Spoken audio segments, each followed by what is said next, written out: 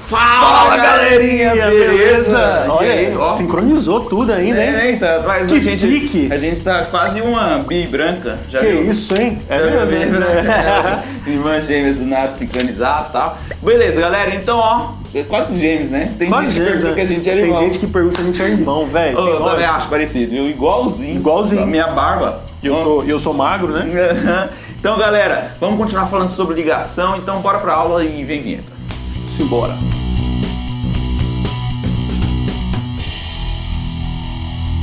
Então, galerinha, é o seguinte, velho, ó, ligações iônicas, como a gente já falou pra você, são ligações que geram íons, e esses íons são devidos a proporções. É bem legal a gente entender como Lewis propôs essa teoria.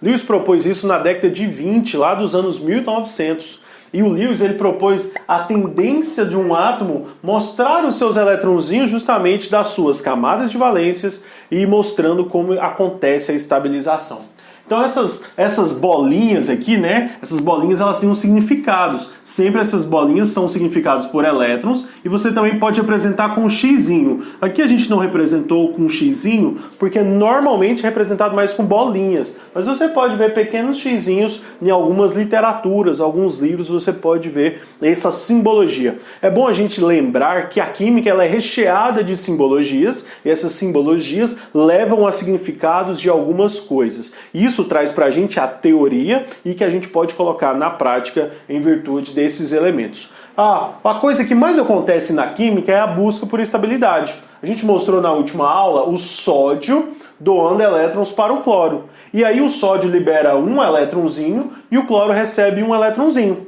Então, como o sódio perdeu um elétron, ele fica um cátion monovalente, porque ele perdeu um elétron. E o cloro, como ele recebeu um elétronzinho, tá vendo esse elétronzinho de rosa aqui? Foi o elétronzinho recebido do sódio. Então ele vira um ânion monovalente. Então por causa disso nós temos Na+, Cl-, são esses íons gerados. O problema é o seguinte, ó, quando a gente tem um elemento que é um metal alcalino terroso, que é da família 2, vai se ligar a um elemento da família 7.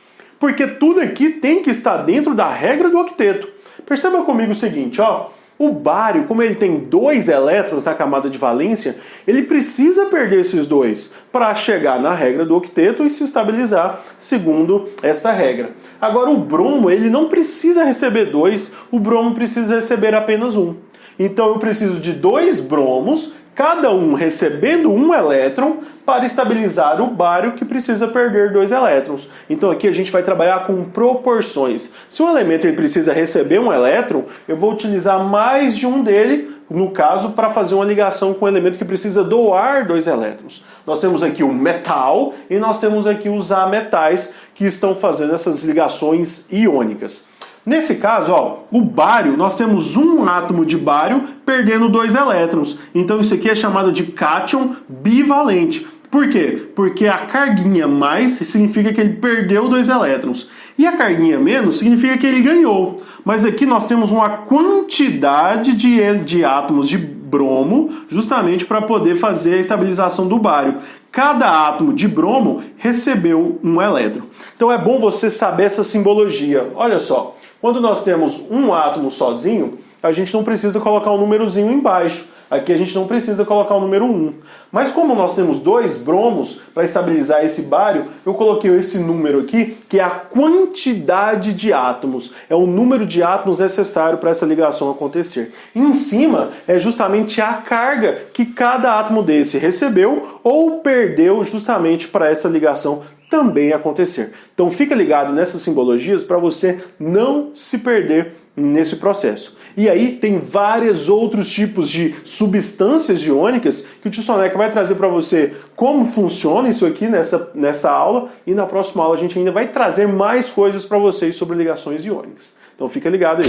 Galerinha, como o Pavanelli acabou de falar para você, a representação de Lewis ali, nós vamos colocar os elétrons aqui simbolizados por bolinhas ou por xizinho ao redor do nosso átomo que está sendo representado. Então aqui a gente tem a representação da fórmula de acordo com o que foi proposto por Lewis. Hoje em dia a gente representa isso de uma maneira mais simplificada, o que a gente vamos chamar aqui de fórmula íon, né?